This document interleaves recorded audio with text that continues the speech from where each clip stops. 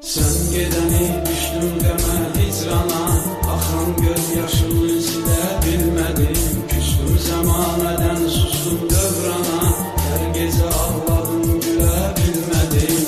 Ki sənə eyləmədim xəyanət, nə bir günah etdim, nə bir qəbahət. Sənsə mənə verib əzab əziyyət, nədən tərk elədin bilə bilmədim. Gəl gözəlim,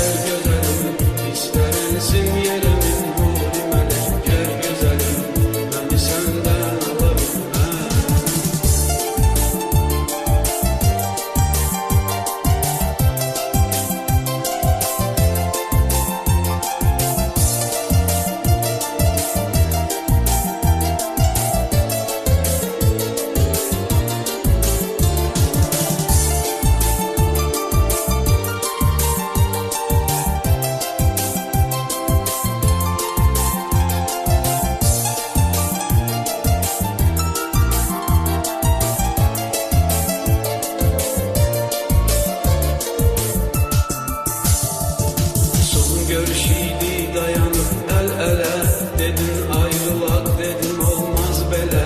Gedərkən elə söz gətirdin dilə, dur deyib arxanca gələ bilmədim. Mənim qədər çəkən qəm, kədər yox, qəmim qəm üstündən gəlir qədər yox. Qəlbimə həmdən mənə bir nəfər yox, dərdimi kimsə ilə bölə bilmədim. Gəl gözəlim,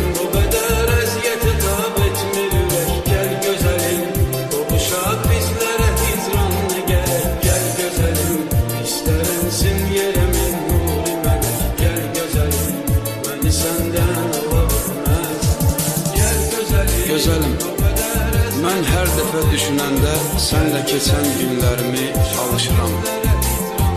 Hərdən olur öz-özümlə ayrılığın günahkarı sənsən deyə danışıram. Öz-özümdən inciyirəm, öz-özümlə barışıram. Qəlbimdəki hicran odu gözlərimdən aşıb daşır. Hiss edirəm, əcəl mənə yaxınlaşır. Hiss edirəm, əcəl mənə yaxınlaşır.